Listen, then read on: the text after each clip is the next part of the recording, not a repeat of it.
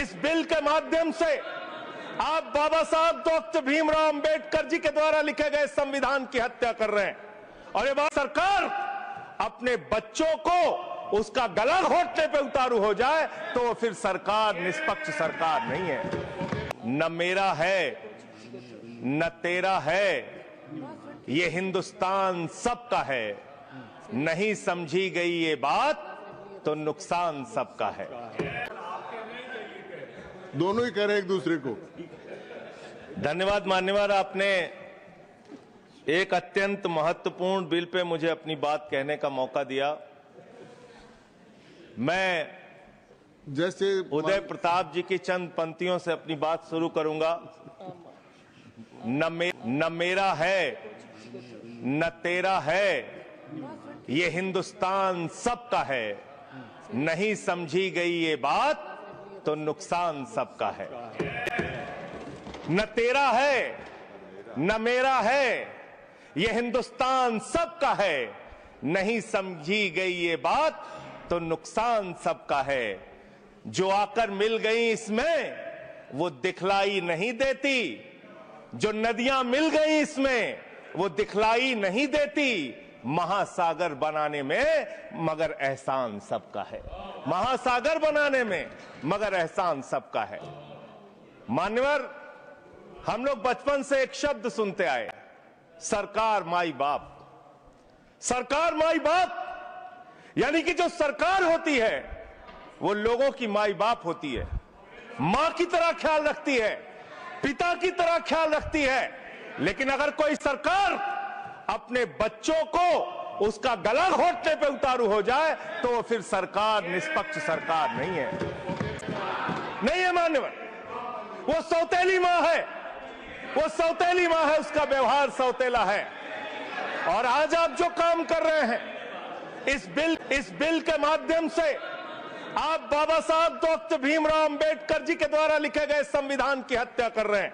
और ये बात मैं इसलिए कह रहा हूं कि बाबा साहब डॉक्टर भीमराव अंबेडकर जी ने संविधान की धारा 26 में लिखा, धार्मिक मामलों के प्रबंधन की स्वतंत्रता, धार्मिक एवं धर्मार्थ उद्देश्यों के लिए संस्थाओं की स्थापना एवं रखरखाव करना, धर्म के मामलों में अपने स्वयं के मामलों का प्रबंधन करना, चल एवं अचल संपत्ति का स्वामित्व एवं अधिग्रहण करना तथा ऐसी संपत्ति का कानून के अनुसार प्रशासन करना।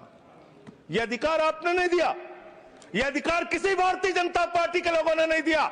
यह अधिकार बाबा साहब डॉक्टर भीमराव अंबेडकर जी के द्वारा लिखे गए भारत के संविधान ने दिया। मानकर और आप उस संवैधानिक अधिकार को छीन रहे हैं एक गैर संवैधानिक बिल लाके। क्या क्या लिखा इस कानून के अंदर आपने, किस तरीके से आपने इस संविधान की हत्या करने का काम किया। आप बड़ी बड़ी बातें कर रहे हैं। ये सरकार कह रही है कि ये कानून हम मुसलमानों के भले के लिए आ रहे हैं। जब मैं आपसे सुनता हूं तो मुझे लगता है कपिल शर्मा कॉमेडी सर्कस में बोल रहा है। आप मुसलमानों का भला कर रहे हैं, आप मुसलमानों का भला कर रहे हैं। दोनों सदन में एक भी सदस्य, दोनों सदन में सिर्फ एक सदस्य गुलाम अली को छोड़ के एक भी सदस्य आपका मुसलमान नहीं है। आप मुसलमानों का भला कर रहे हैं, आप मुसलमानों का भला कर रहे हैं। पूरी सरकार में एक मंत्री आपका मुसलमान नहीं है, आप मुसलमानों का भला कर रहे हैं। दो नेता अपने घरों में आपने बैठा दिया, मुख्तार अब्बास नकवी, शाहनवाज हुसैन, दोनों की राजनीति आपने खत्म कर दी। आप मुसलमानों का भला कर रहे हैं, आप मुसलमानों का भला कर रहे हैं, आप मुसलमानों का भला कर रहे हैं। अरे सुनना सीखो पहले। मान्यवर, मैं इनके इस कानून में क्या क्या लिखा हुआ है, क्या क्या कहा है इन्होंने। बैठ जाए कृपया, गुलाम अली जी बैठ जाए। धार्मिक संपत्तियों को ये बिल कब्जा करने की नापाक कोशिश है। इतनी और धार्मिक संपत्तियों को सदन में इतनी कब्जा करने के लिए सदन में इतनी शांति है कि आराम से आप बोलोगे तो आराम से बोल रहा हूं सर। हाँ। आप बैठे हैं तो आपको देख के वैसे ही आराम आ जाता है। आपको देख के मैं वैसे ही आराम में रहता हूं सर। आप जब है आपका संरक्षण है तो आराम से ही बोल रहा हूं। बोलिए। मान्यवर, धार्मिक संपत्तियों को कब्जा करने की एक कोशिश है। इसलिए इस बिल पर न हिंदू को खुश होना चाहिए, न सिख को खुश होना चाहिए, न ईसाई को खुश होना चाहिए, न जैन को खुश होना चाहिए, न बौद्ध को खुश होना चाहिए, क्योंकि नंबर सबका आएगा। और आज वक्फ की संपत्तियां कब्जा करके आप अपने दोस्तों को देंगे, कल गुरुद्वारे की संपत्तियां कब्जा करके आप अपने दोस्तों को देंगे, फिर चर्चों की संपत्तियां कब्जा करके आप अपने दोस्तों को देंगे, फिर बौद्धों की संपत्तियां कब्जा करके आप अपने दोस्तों को देंगे, फिर जैनों की संपत्तियां कब्जा करके आप अपने दोस्तों को देंगे, फिर मंदिरों की जमीनें कब्जा करके आप अपने दोस्तों को देंगे। आप तो वो लोग हैं जिन्होंने प्रभु श्री राम के मंदिर में भी घोटाला किया। मान्यवर, प्रभु श्री राम के मंदिर के जमीन में घोटाला किया। मैं कागज दूंगा सर, मैं कागज दूंगा। कर दिया मैंने। ये लोग राम मंदिर में घोटाला करने वाले लोग हैं, राम मंदिर की जमीन का चंदा खाने वाले लोग हैं सर। ये लोग 2 करोड़ की जमीन 5 मिनट में 18 करोड़ में बेची सर इन लोगों ने। 16.5 करोड़ का घोटाला किया, 18.5 करोड़ में जमीन बेची। ये राम मंदिर में घोटाला करने वाले लोग हैं सर। मान्यवर, अरे प्रभु श्री राम के नाम का पैसा खाते हो तुम लोग। अरे बैठ जाओ, राम मंदिर का पैसा खाते हो। अरे राम मंदिर में घोटाला करते बैठो। अरे राम मंदिर का चंदा खाते हो।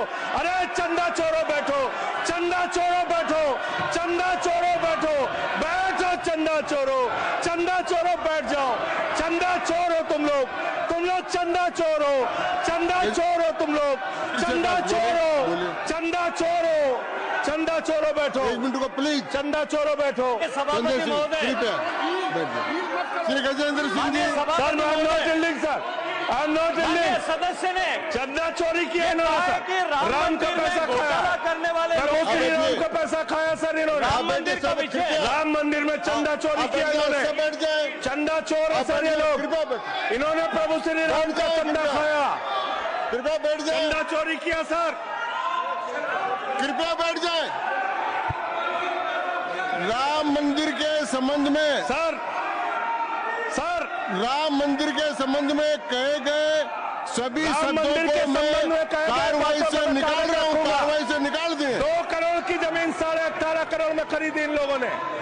2 करोड़ की जमीन अयोध्या में 18.5 करोड़ में खरीदी। मान्यवर, आपने कहा कि इससे आप पिछड़े मुसलमानों का भला करने जा रहे हैं। सुनने में बहुत अच्छा लगता है कि आप पिछड़े मुसलमानों का भला करने जा रहे हैं। आपने इसमें कहा कि आप महिलाओं का भला करने जा रहे हैं। सुनने में बहुत अच्छा लगता है कि आप महिलाओं का भला करने जा रहे हैं, लेकिन ये सरकार, और यहां पे इस समय मंत्री जी नहीं है, मैं उनसे पूछना चाहता हूं, आप देश को और सदन को गलत जानकारी क्यों दे रहे हैं?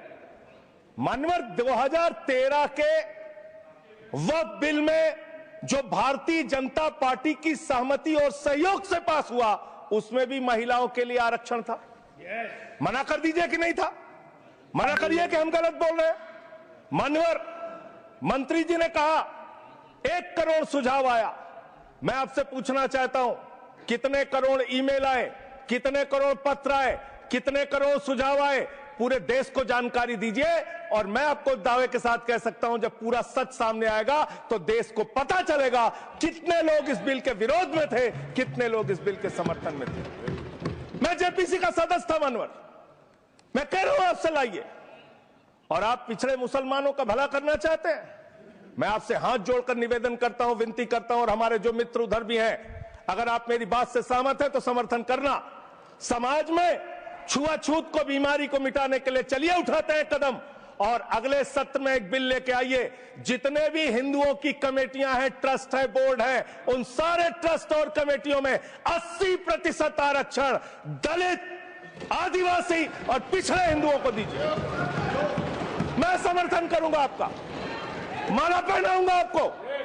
आप पिछड़ों का भला करने की बात करते हैं, आप दलितों का भला करने की बात करते हैं।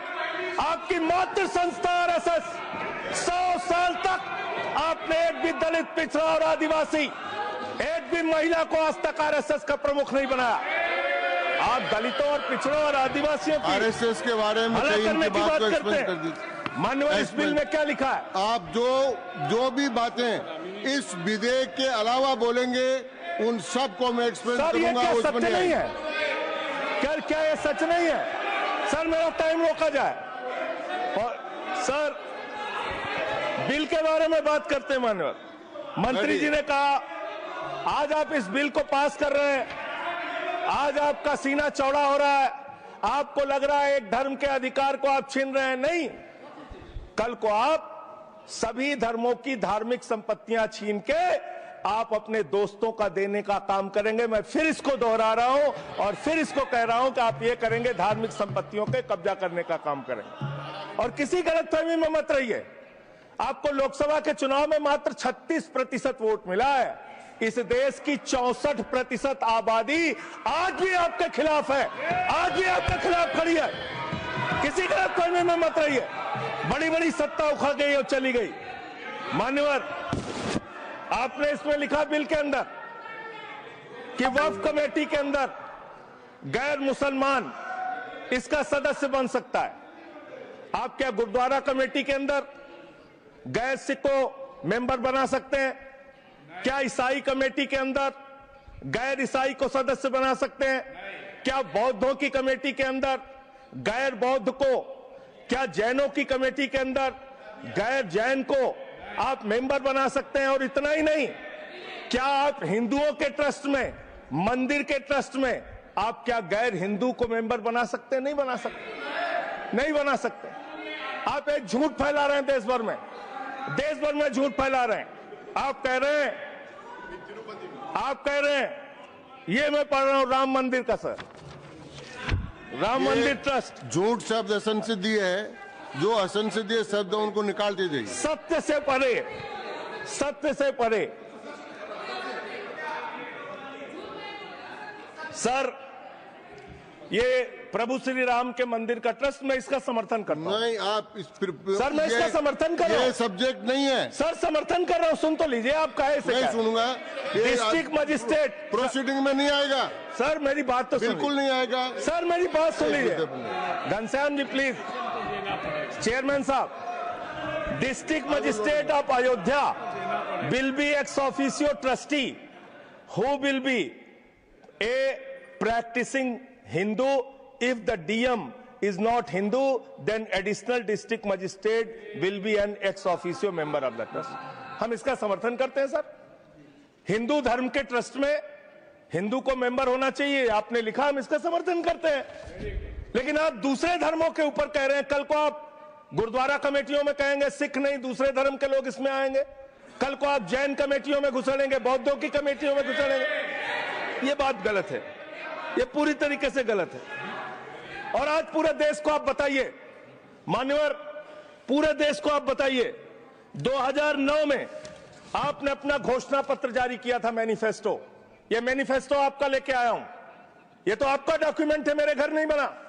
इस मैनिफेस्टो में लिखा है इन्होंने कि 2009 के मैनिफेस्टो में लिखा है कि वक्फ की जमीनों पर जो अवैध कब्जे हुए हैं, के.आर. रहमान की कमेटी की रिपोर्ट के हिसाब से हम मुस्लिम धर्म गुरुओं के साथ बातचीत करके उसको खाली कराने का काम करेंगे। कितना दोहरा चरित्र है आपका। आपने कहा वक्फ की जमीनों को खाली कराने का काम करेंगे जिसपे कोई और कब्जा कर रखा है। मान्यवर, एक और बात, सुप्रीम कोर्ट के अंदर आप कह रहे हो कागज चाहिए, कागज चाहिए। मंत्री जी ने कहा कागज चाहिए। मंत्री जी, आपको कागज की बहुत जरूरत होती है, कागज आपको चाहिए। आपकी सरकार ने 2020 में, ये पूरे देश को देखना चाहिए, पूरे देश को सर, 2020 में मैं जेपीसी का मेंबर था, एक कागज वहां मिला हमें 2020 में सुप्रीम कोर्ट में। सर आप, मेरी बात नहीं आ रही सर मेरी बात नहीं आ रही। 2020 में मान्यवर, इस भारत की सरकार ने, मोदी जी की सरकार ने शपथ पत्र दिया सुप्रीम कोर्ट में। से क्या लिखा हुआ है? 99% वक्फ की संपत्तियां डिजिटाइज हो चुकी हैं। मुख्तार अब्बास नकवी साहब आपके मंत्री थे, उनका बयान है 100% वक्फ की संपत्तियां डिजिटाइज हो चुकी हैं। तो जब आप सारी संपत्तियां डिजिटाइज कर चुके हैं, सब कुछ ऑनलाइन कर चुके हैं वामसी पोर्टल में, सारे कागजात जांच चुके हैं, तो क्या आप फसाद कराने के लिए फिर से कागज मांग रहे हैं? फसाद कराने के लिए, आप फसाद कराने के लिए कागज मांग रहे हैं। आप फसाद कराने वाले हिंदू हैं, हम सौहार्द फैलाने वाले हिंदू हैं। यह बुनियादी फर्क है, यह बुनियादी फर्क है आप में। आप देश भर में फसाद, नफरत, लड़ाई झगड़ा कराने का काम करते हैं। मान्यवर, मैं अंत में आप लोगों से सिर्फ एक ही बात कहना चाहता हूं कि आज सच्चर कमेटी की रिपोर्ट की बात कही गई और कहा गया 12,000 करोड़ की आमदनी हो सकती थी। एक सुझाव मैं पूरे सदन की तरफ से इस सरकार को देना चाहता हूं। 12,000 करोड़ की आमदनी की चिंता है वक्फ की, करोड़ों मुसलमानों की चिंता है आपको। एक अपने दोस्त को पकड़ के लाइए, नीरव मोदी को 20,000 करोड़ वसूलिए, 12,000 करोड़ वक्फ को दीजिए, 8,000 करोड़ अपने पास रखिए। 8,000 करोड़ का आपको मुनाफा होगा, 12,000 करोड़ वक्फ को दे दीजिए, करोड़ों मुसलमानों का भला हो जाएगा। मान्यवर, अंतिम बात कह के आपने कहा सच्चर कमेटी की रिपोर्ट से 12,000 करोड़ की आमदनी की बात कही गई है। अर्ध सत्य मत बोलिए, पूरा सत्य बोला कीजिए। सुविधाजनक सत्य मत बोलिए, पूरा सच बोला कीजिए। मंत्री जी, इसमें लिखा हुआ है सच्चर कमेटी की रिपोर्ट में कि भारत की सरकार ने, राज्यों की सरकार ने अलग अलग राज्यों में अलग अलग जगहों पे 365 वक्फ की संपत्तियां कब्जा कर रखी हैं। आप उसके बारे में नहीं बताते, आप अर्ध सत्य बोलते हैं। मैं तो जेपीसी का मेंबर रहा हूं, मुझे सब पता है। तो इसलिए मान्यवर, आप फैला रहे हैं झूठ, ट्रिब्यूनल के फैसले, बस खत्म सर, खत्म। असत्य, सत्य से परे मान्यवर, सत्य से परे। मान्यवर,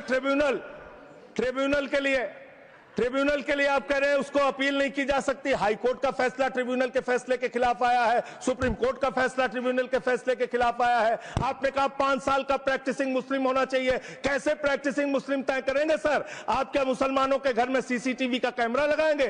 कौन नमाज पढ़ रहा है, कौन नमाज नहीं पढ़ रहा है, कौन मुसलमान है, कौन मुसलमान नहीं है? आपने मान्यवर ऐसे प्रावधान इसमें रखे हैं जो बड़े अजीब हैं, जो अपने आप में ये बताते हैं कि आपकी मंशा सिर्फ देश में झगड़ा कराने की है, नफरत फैलाने की है, फसाद कराने की है। आपकी मंशा कहीं भी मुसलमानों का या किसी वर्ग का भला करने की नहीं है। बस एक अंतिम बात कह के अपनी बात समाप्त करूंगा। ये काम आपने देश के अंदर बहुत अच्छा शुरू कर दिया। आप एक काम करते हैं, देखो मुसलमानों को ठीक कर रहा हूं, दूसरी तरफ महंगाई बढ़ रही है, नुकसान हिंदुओं का। 94 लाख करोड़ रुपए शेयर बाजार में डूब रहा है, नुकसान हिंदुओं का। 11 लाख बच्चे स्कूलों से बाहर निकल गए, नुकसान हिंदुओं का। तो मुसलमानों को ठीक करने के नाम पर आप नुकसान देश के करोड़ों हिंदुओं का भी कर रहे हैं। इसलिए ये सब बातें करके देश में आप नफरत फैला के ये सब झगड़े फसाद के काम मत कीजिए। और अंत में आपसे एक ही बात कहना चाहता हूं, अभी भी वो मौका है इस बिल को जो गैर संवैधानिक है, जो बाबा साहब के संविधान के खिलाफ है, इसको वापस लीजिए। धन्यवाद।